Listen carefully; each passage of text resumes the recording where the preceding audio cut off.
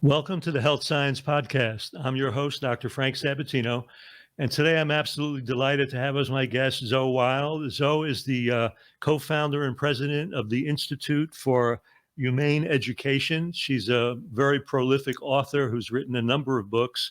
The World Becomes What We Teach, educating a generation of solutionaries. She's written let me see if I don't want to forget it here. Yeah, More Good, Less Harm, the Principles for a Better World and Meaningful Life, books for young adults. She has a master's degree in theological studies from the Harvard Divinity School and also a honorary doctorate in humanities from Valparaiso. I like that. That's beautiful. Welcome, Zoe. Thank you so much for being here. Welcome to the Health Science Podcast, brought to you by the National Health Association, the oldest organization in the world, championing the extraordinary benefits of a whole plant food diet and healthy lifestyle, as well as water-only fasting. We believe that health results from healthful living and focus on evidence-based science that promotes the health of you and your loved ones, as well as the health of all animals and the environment. We feature experts from a cross-section of disciplines within the plant nutrition, vegan, psychological, environmental, and animal compassion sectors. I'm your host, Dr. Frank Sabatino, the NHA's Director of Health Education. Oh, Frank, thank you. It's a pleasure. I can't tell you how excited I am. As I told you, I went in because when you sent me the book that you did, The World Becomes What We Teach, and I began to go through it and, you start to skim it. I got so fascinated with it because I've been involved in education for so long myself, and raising children dealt with the shortcomings of the public educational system to such an extent that I had to make certain choices that I did, which we'll talk about, and that you have major solutions for, which I really want to go into. But before we get into all of that, I think just for our audience, can you provide a little background about, what were the aha moments, the influences that started you on the path to your real ethical, connection with animals and your belief in this kind of a way of life? Talk a little bit about that if you can. Sure.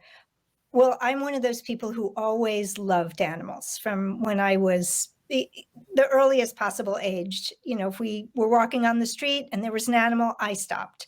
So that was my nature. And I also loved the taste of meat. So at some point, I was introduced to the concept of vegetarianism. And it was when I was 13 years old and I was watching Star Trek.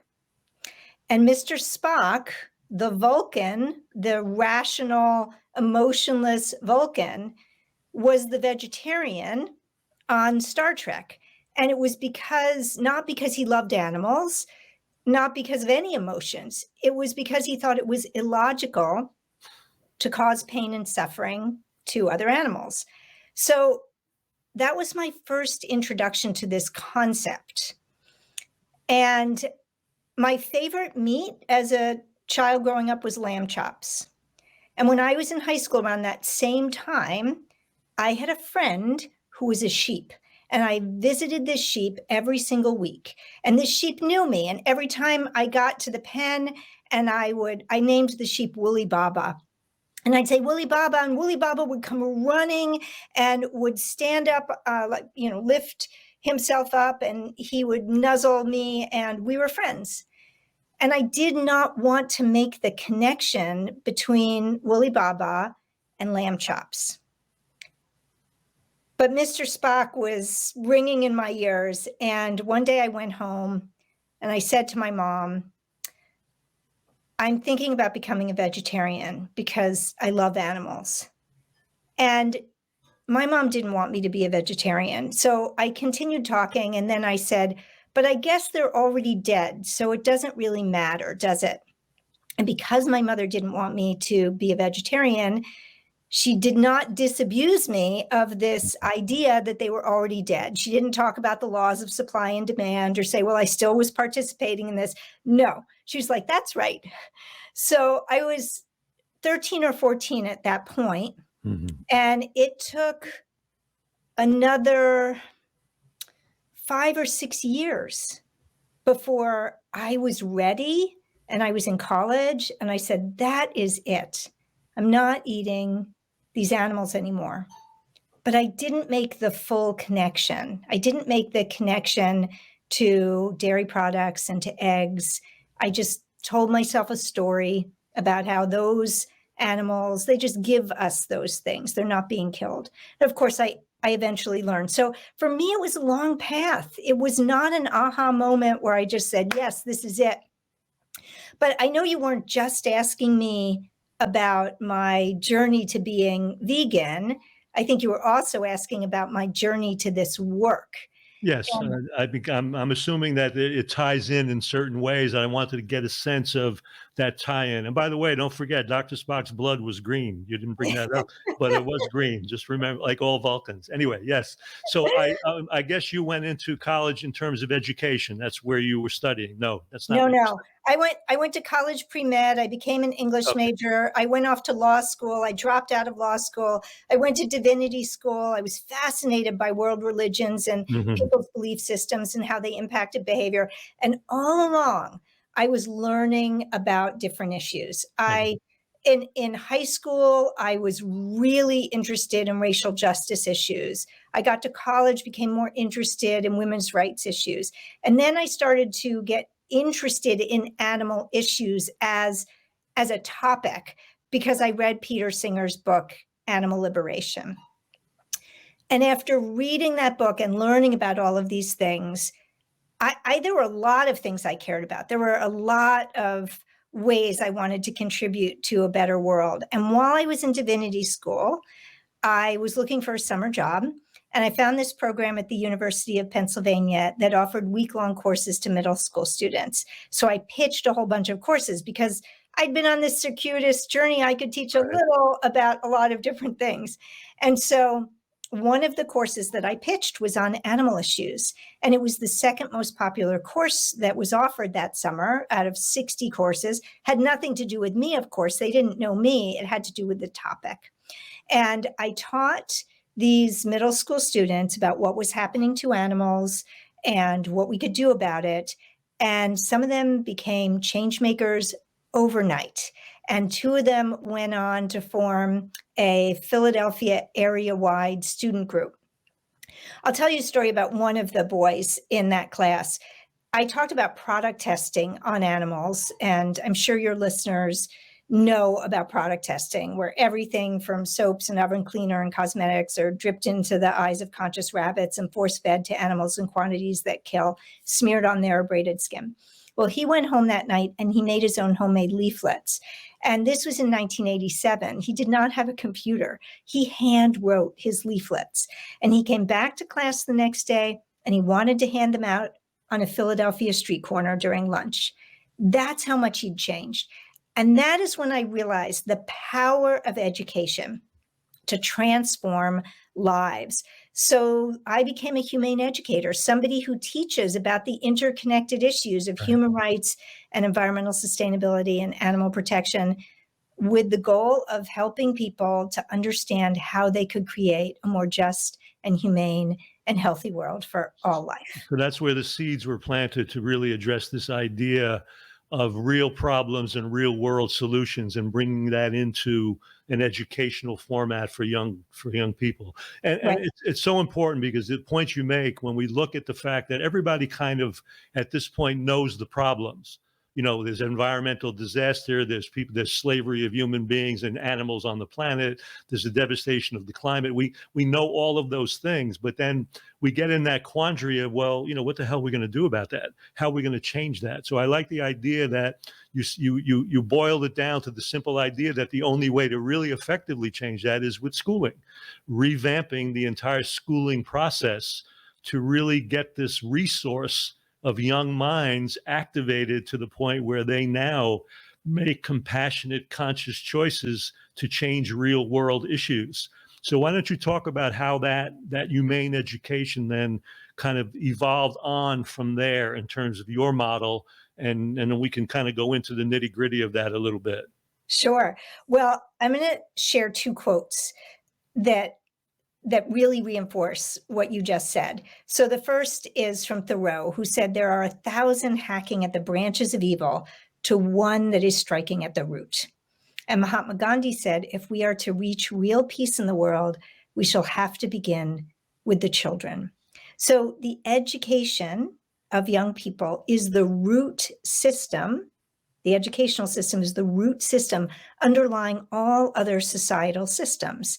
So to me, it seemed like if we could address and transform this system in positive ways, then all the rest would take care of itself. That if we could just educate a generation of what I call solutionaries who have the knowledge and the tools and the motivation to address and transform unjust and unsustainable and inhumane systems, well, whatever careers they go into, they will be part of the solution. So that was my thinking. And in 1989, I created a humane education organization in the Philadelphia area that was part of an animal rights organization. And I was teaching about all environmental and animal issues. And I was going into schools and I was doing presentations and assembly programs and after school programs. And we were reaching about 10,000 students a year, which was great. And all these students, the transformation among them was profound. They would create student clubs. They would go on to change their own choices and impact their communities. But still 10,000 students a year is a drop in the bucket. Right. And I thought to myself, well, what if we just changed the whole system? What if every teacher was a humane educator? And so in 1996, I co-founded the Institute for Humane Education with Ray Sikora, who's an amazing humane educator.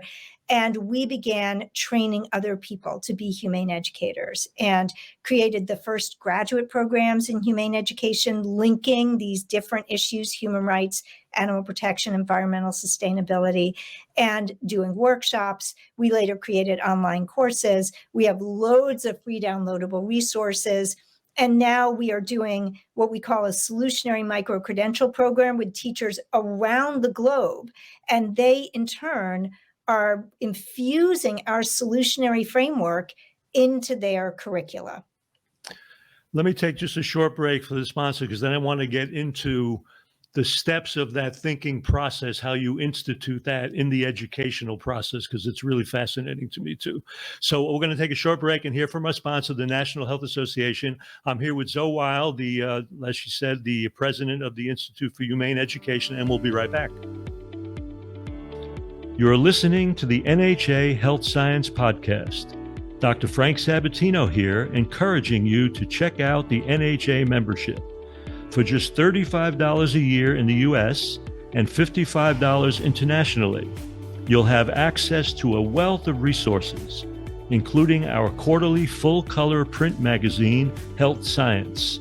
Stay updated on the latest health tools, inspiring stories, and exclusive events like the NHA Conference and plant-exclusive cruises. Join us at healthscience.org/membership and make a difference in your life and the world. I'm Dr. Frank Sabatino, your host, and now back to the NHA Health Science Podcast, where more exciting insights await you. Welcome back to the Health Science Podcast. I'm here with Zoe Weil, and so as you talk about solutionaries, you basically defined it, because I want our audience to really understand. Give them, again, a clear definition of what you mean by that word, so they're Sure. really on the same page with you. So a solutionary is somebody who can identify unsustainable, unjust, and inhumane systems and then transform them so that they do the most good and the least harm for everybody. And by everybody, I mean all people, I mean animals, and I mean the environment. So solutionaries are different from problem solvers. So an engineer can solve the problem of damming a river or blowing up a mountaintop for coal removal, and they are problem solvers, but they are not solutionaries, because embedded in the very definition of a solutionary is this ethical imperative to do the most good and the least harm for everyone. Right. And the other thing I'll say about solutionaries is they're not the same as humanitarians. So the world needs humanitarians. Humanitarians relieve suffering. Humanitarians are not focused on changing the systems that cause that suffering. And so if we only have humanitarians, we'll need to be humanitarians forever. If we have humanitarians who are also solutionaries, then we will solve these problems. So we don't need to be humanitarians so much of the time. Yeah, and I think when you say what you just did, it sounds like a big vision, and I think a lot of people would have the idea that really small children really embrace that kind of model in their action and in their activity, and of course they can, because you show very clearly that they can.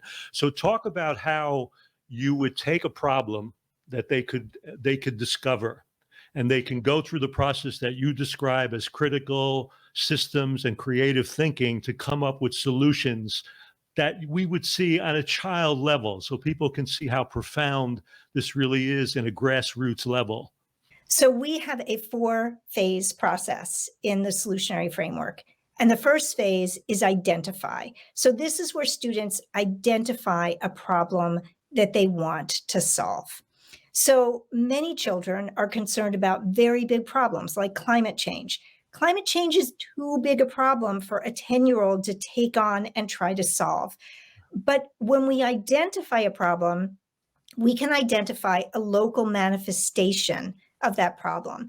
So, for example, that student who maybe is concerned about climate change, well, they can identify a problem in their own school, perhaps what's served in the cafeteria that's contributing to climate change, as well as to animal suffering.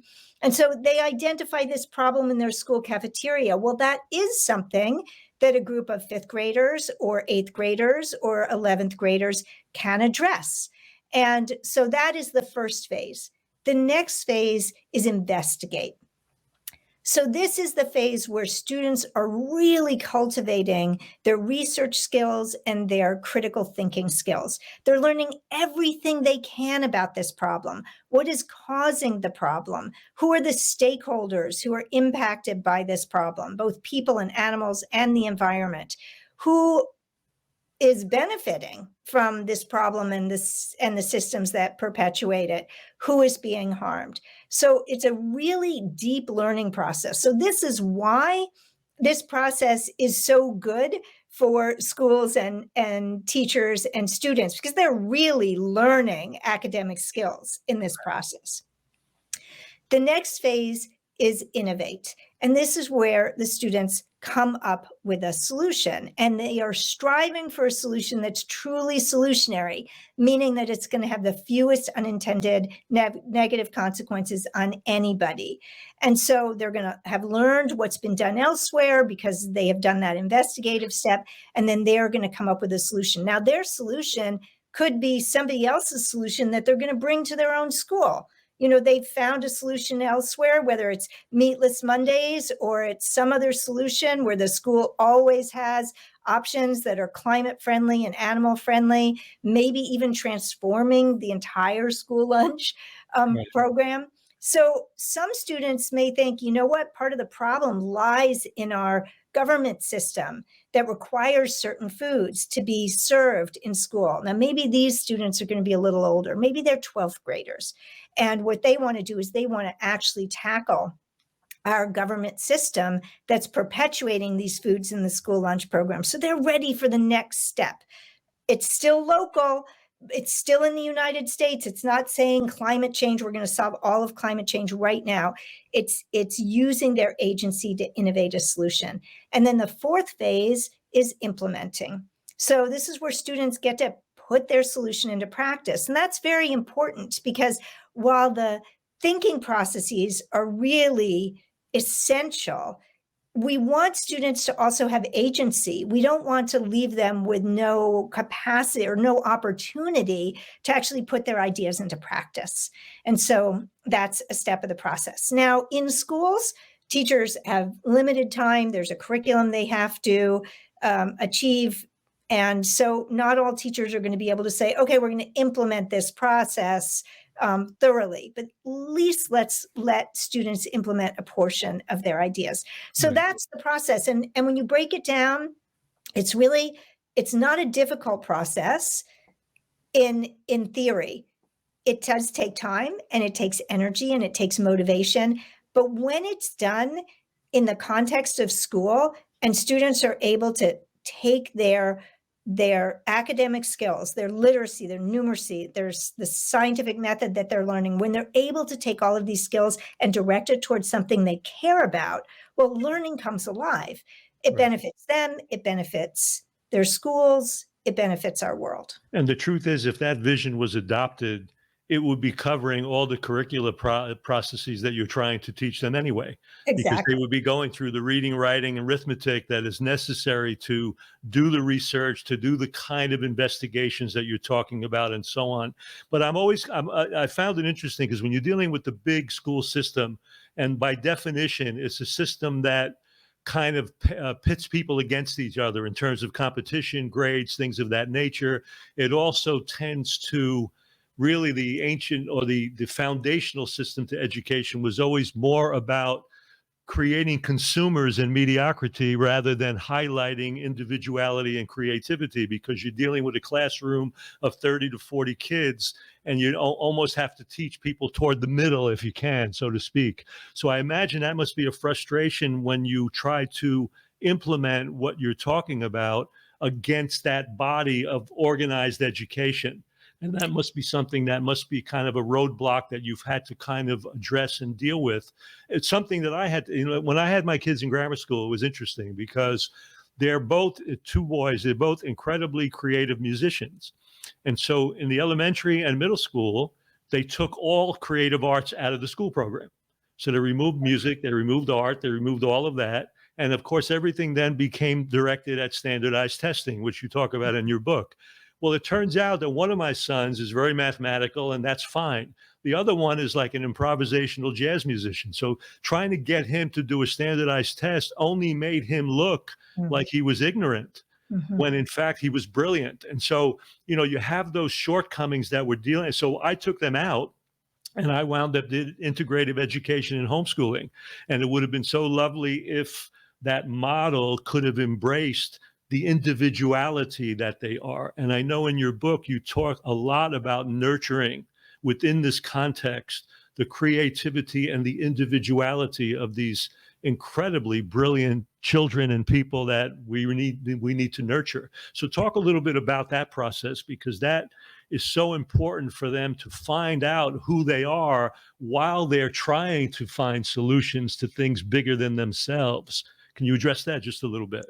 Yes, and it is really challenging. What, you open this question with, what are the challenges in the system? And the system, it's a behemoth, and it's very hard to steer this system in a different direction. And COVID has just made this even harder. Mm. And teachers are burned out, administrators are burned out, few people want to go into the profession.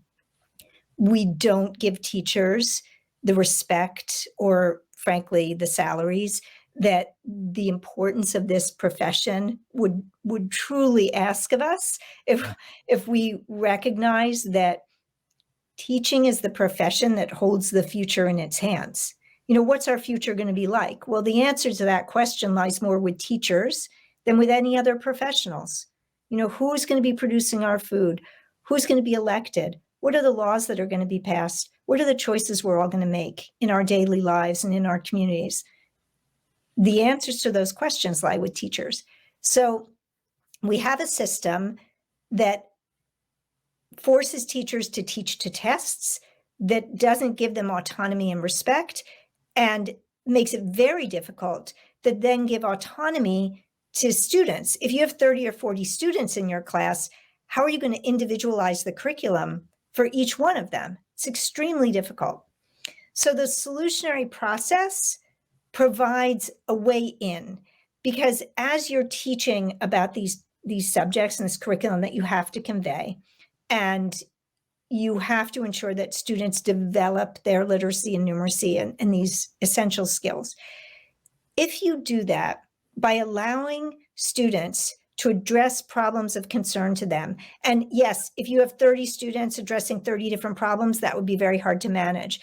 But if you have a couple of groups of students who want to address this problem and a couple of groups who want to address this problem, or if you can agree as a whole class to address a problem everybody's concerned about, which you can do, then you can steer, then you are individualizing in the sense that every child has a stake. Every child cares about that problem. And so the curriculum is directed toward them. Now, in the solutionary process, in this framework that I've described, it's not as if the whole class has to come up with one solution, right? One of the things that we ask when we invite people to think about their solutionary path is, well, we ask several questions. First question, what issues do you care about solving? So that's the first question.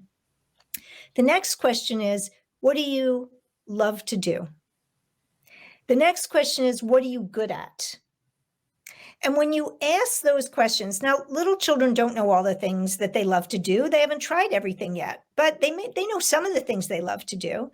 And they certainly don't know all the things they're good at. You and I don't know all the things we're good at. There's plenty of things we haven't done. But there are things that schools measure so that we think, oh, well, I'm good at math, or I'm good at reading, or I'm good at sports, or I'm good at music, right? But there may be so many other things we're good at. We might be good at maintaining our equanimity in difficult situations. We might be good listeners. We might be good researchers. We might be good at being funny, doing improvisation. Like there's so many different things that we may be good at. And when we think about how we can take what we're good at and what we love to do and address the problem that we're concerned with, we're going to come up with all different ways that we can play a role in solutions. Think about how phenomenal it is, though, to give them the opportunity to find out what they're good at, because historically that never was the case. You know, all of us that went through conventional schooling, we found those things almost serendipitously, where it could have been nurtured at a much earlier stage. And imagine how, if that had been integrated earlier, that sense of purpose, how very etched that could be more easily and earlier over time. And it could make such a remarkable difference for people that are in quandaries or trying to find even their own purpose. So that's a very powerful thing you're describing and talking about. And, you know, so often we don't honor what children love. Like, you know, I've already mentioned Star Trek. Well, I loved Star Trek. I was passionate about Me too. Star I was Trek. passionate about it. Oh, that's so nice, Frank, to know I have a fellow Trekkie here with me. Yeah, we grew up at that time. That's why it was like, you know, we just sit there mesmerized by that show. It was mesmerizing. Well, so I would read Star Trek books every night, and I'd read them till about 2 a.m. So I just read, you know, a book a day. And this is on top of my homework and everything else. And in our English class, we were told to keep a reading list. So books that we read outside of school and record it.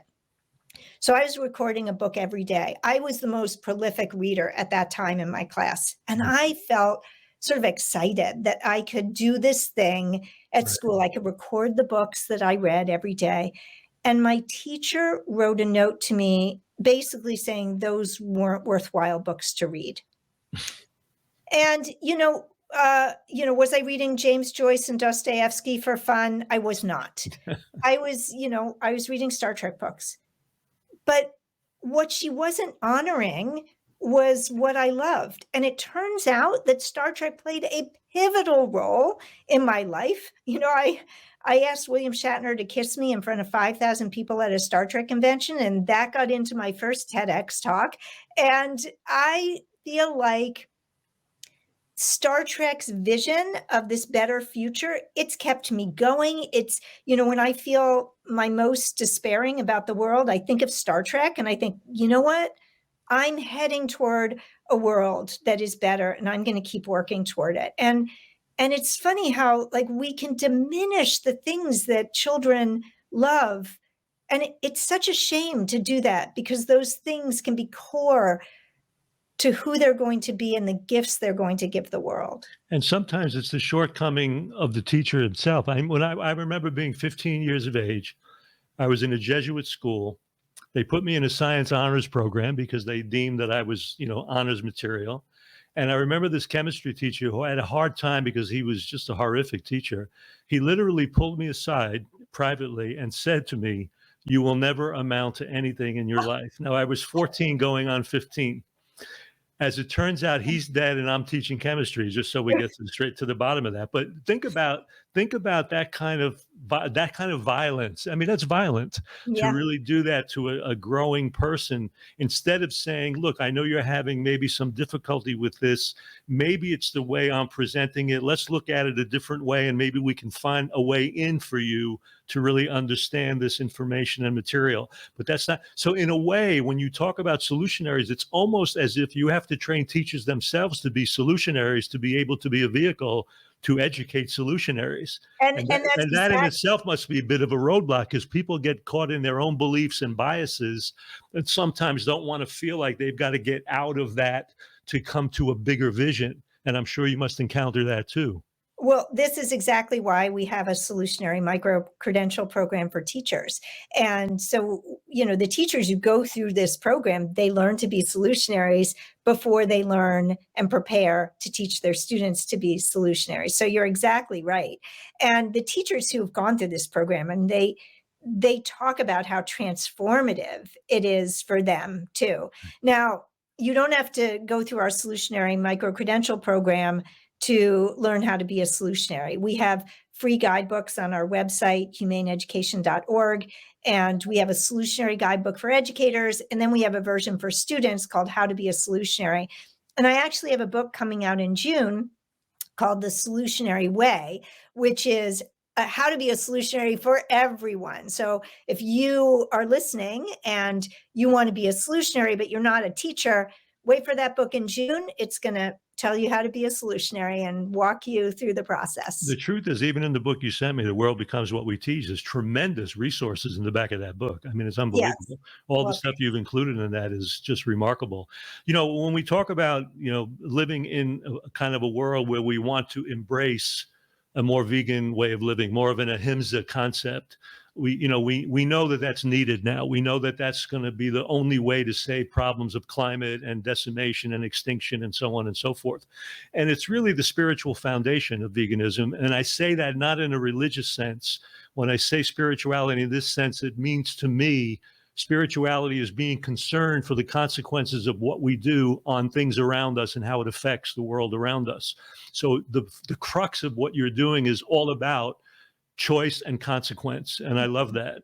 And I love that little activity you do, the true price workout, that little exercise, because it really hammers home the big picture of consequence. Share yeah. with the audience that little exercise, because I found that when I watched it, when you did that on the TED Talk when you were talking about products and consumer products, and I thought it was a great, great activity to really bring you into understanding that, the reason why people are eating meat sometimes is because it's disguised. There's a Yeah. deception. It doesn't look like that. You see a piece of a chicken wing on a plate. You don't see the chicken. You don't see the beingness of that. You just see this deception. So you feel like you can eat it, because what does it mean? It's like lamb chops compared to the sheep that was your close friend. Right. So Exactly. the thingness of animals, which allows us to decimate them, is broken down when you have that kind of connectiveness in that sense. And I love this exercise does bring the potential for that so dramatically. So share that with the audience. I loved it. Sure. So True Price is one of the stretchiest activities that we have. And it's also on our website, free, downloadable. So I'll describe it, but if you want to use it and you don't remember, you can just go to our website and download it. So in True Price, we look at any everyday item. So it could be a article of clothing, it could be bottled water, it could be a phone, or it could be a food item like a cheeseburger. And we ask a series of questions about that item. So what are the effects, both positive and negative, and from the resources and the production to the use to the disposal, like every step of the way, on us as individual consumers, on other animals, on other people, and on the environment. And then we ask, what are the systems that create, promote, perpetuate this particular item? And then we ask, are there alternatives that do more good and less harm? And if there aren't, what systems would need to change in order to create alternatives that are sustainable and just and humane? And then we also ask ourselves about our personal choices, like what choice can I make? So when you do this activity around, let's say you do it around a cheeseburger, you are going to learn a lot. I mean, true price on a cheeseburger, that could be somebody's dissertation. That Right. could be a whole course in high school, an elective course. It can also be a 15-minute demonstration activity. And so that's what I mean about it being stretchy. It can also be something that people do in their own homes. You can gather with a group of people, and once a month you do true price, and you pick an item and you research it, and then you come together and you discuss like the different things you've researched. Somebody could be researching the impacts on animals, somebody on the environment, somebody on other people. And there are just a million ways that this activity can be used. And I'll tell you a story. Some time ago, I was invited to be the speaker at the National Honor Society induction at our local high school. And I did true price with those students as part of my talk. And after the talk was over, one of my colleagues who knew one of the inductees asked her what she thought of my presentation. And she told my colleague and friend that it made her really angry because, and this is a quote, "We should have been learning this since kindergarten." So there she was in 11th grade, being inducted into the National Honor Society, feeling like just this simple activity should have been core to what she had been learning all along. It is core because it covers, when you get into that kind of, investigation, it covers every bit of the sciences. It covers every bit of politics. It covers every bit of economics. It covers every bit of anything you would want to teach anybody about anything. But it does it in such a real world way that it really pulls the veil of deception apart. And Yeah. it's so needed because, we're at a time when there's so much false information. People don't even trust science. They don't trust research. They don't trust a lot of things because of how it's been portrayed. Zoe, before we go on, let people know where they can find you. What's the location, the URL that they can go to learn more about you, your books, and everything that you're doing? So it's just humaneeducation.org. And I've mentioned our free resources. I've mentioned our micro-credential program. We also have an online graduate program with Antioch University.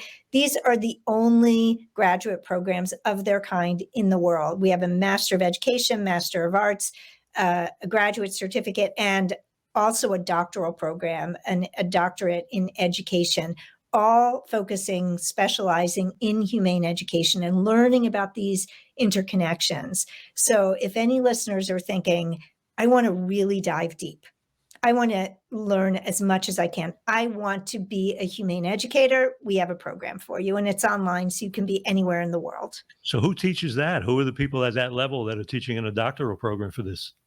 So we have a faculty at the Institute for Humane Education. Again, we're affiliated with Antioch University. And so the faculty we have amazing faculty members. I'm saying there's got to be amazing people that are Yeah. teaching at that level for humane education. So Yes. And again, you go to our website, humaneeducation.org.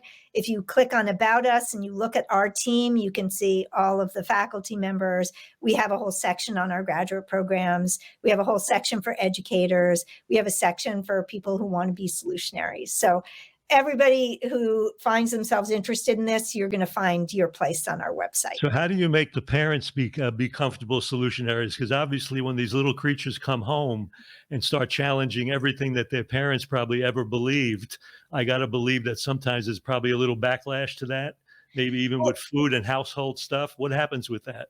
So, what's really interesting about the solutionary framework is I believe it's an antidote to polarization. So right now, there are so many issues that teachers are being told, you can't talk about that. I mean, in certain states in Right. particular, you can't talk about racial justice issues. You can't talk about LGBTQ issues. All of these issues that we're told, you may not discuss them because they're controversial. So the solutionary framework is the response to that, because what the solutionary framework is doing is it's saying, look, we need to learn from everybody. We need to actually identify the problems that underlie these what becomes polarized issues and either or thinking and side taking in our culture. Right. What are the actual underlying problems? We're so oriented toward debate and toward choosing a side, but we're less oriented toward really investigating those deep causes of problems. And when you do that, and when you ask students to learn from all stakeholders, not just people who think the way they do, but all stakeholders, and you bring children together as collaborators whose parents have different values and Right. different views, when you do that, the solutionary process does not become divisive. It's the exact opposite, that it actually helps us come together and come up with solutions that truly do the most good and the least harm. So I think that this idea that every issue has to have a side is the wrong approach. I agree. And if we instead think, how can we create a world with less suffering and more peace and more joy?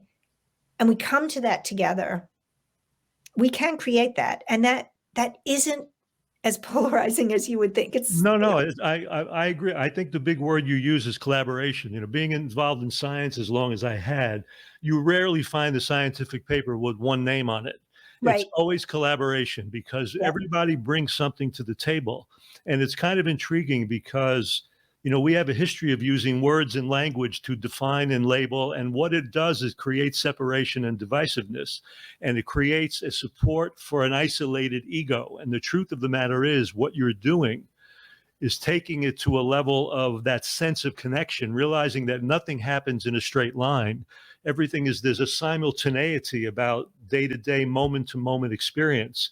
And when you are allowing yourself to live in those moments, you break down those artificial lines of distinction so that now, you know, if you even look at quantum physics, the idea, we don't know where the Jew ends and the Palestinian begins. We don't know where the Irish Catholic begins and the Protestant Irish ends.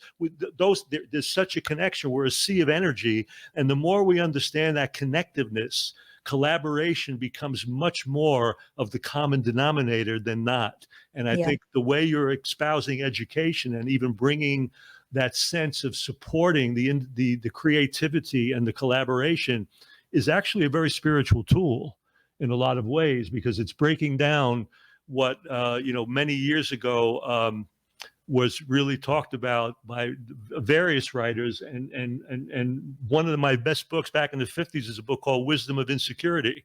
And he talked about the idea that when we break that down and realize that the only thing constant is change, we can accept that. We can work with that moment to moment instead of having the fear of change and the fear of isolation and the way we establish wars and violence and separation. So this is a very profound approach to really changing mindset that's going on. Let me ask you a question, because as a neuroscientist too, you're probably aware of the concept of neuroplasticity, meaning that Yes. the nervous system can adapt and change based on the environmental influences that it constantly encounters. When we have an organization or a population of young people that become more and more, in a sense, somewhat enslaved by technology, they become almost a fast twitch culture. And when you look at that, there's even been studies that demonstrated that the white matter of the brain, which is involved with fast information processing, is actually becoming more dominant in the brains of younger people. And the gray matter, which allows for more proactive support, introspective evaluation, suffers because of that. In a sense, it gets more and more lost. So there's almost this need where this younger population almost has a difficult time becoming introspective, because they're constantly being pulled into this fast twitch world.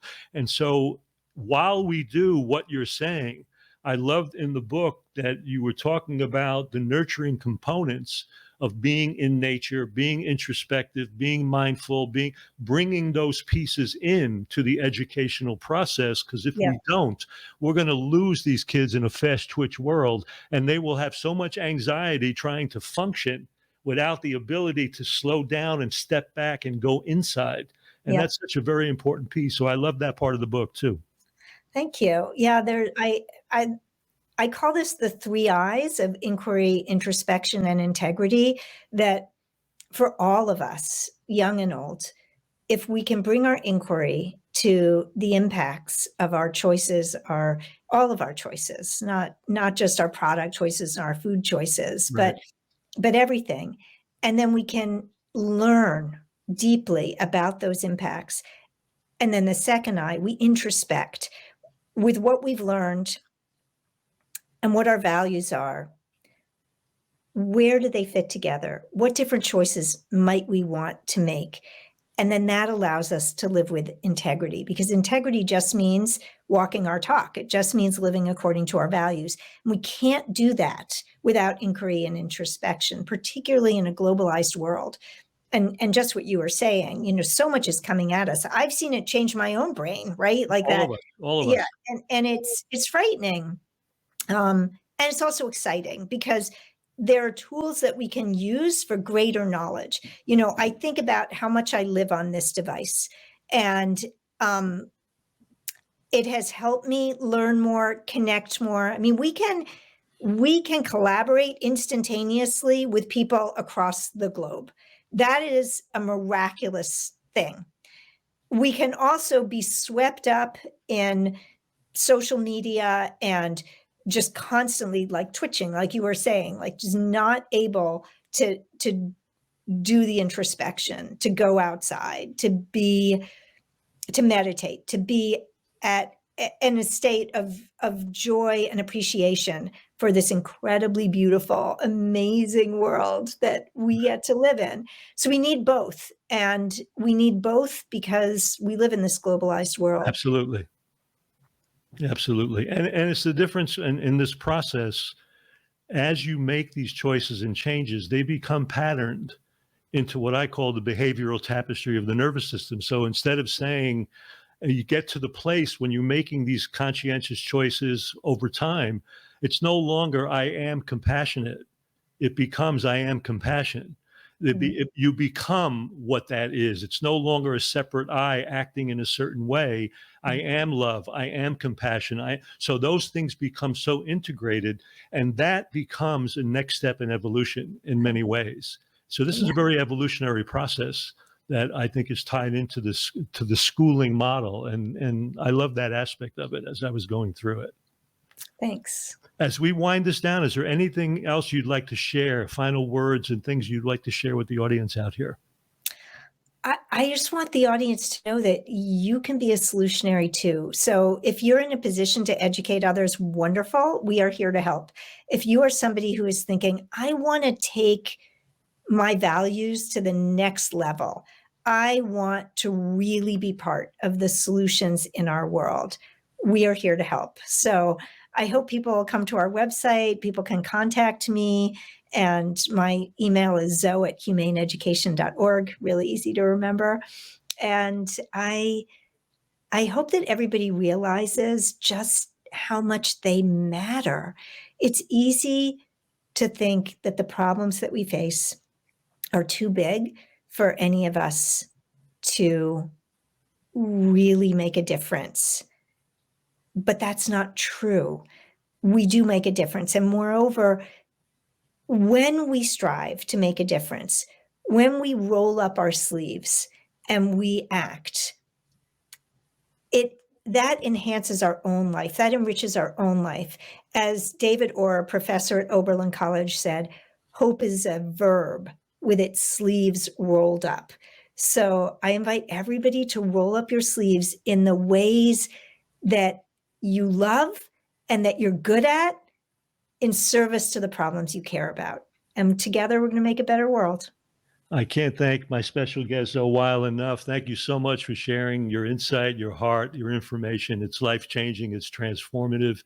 I urge people to follow you at the location is in the show notes, as you can see, and it will be there. Please follow Zoe. Check out the books that she has, the information. And if you have interest in being a solutionary as a teacher, as anyone, this is the place to do it. I also want to thank the people that have joined us today. Without you, we can't do what we do. I want to really thank you for being part of this very active, healthy community. And on behalf of the National Health Association I'm your host, Dr. Frank Sabatino, and I look forward to being with you on the next episode of the Health Science Podcast. Thank you so much. You've been listening to the Health Science Podcast, brought to you by the National Health Association. Thank you for joining us today and for your commitment to evidence-based health science that backs a whole food, plant-exclusive lifestyle and contributes to the well-being of all people, animals, and our environment. I'm your host, Dr. Frank Sabatino. Be sure to leave a rating and a review, and we'll see you on the next show.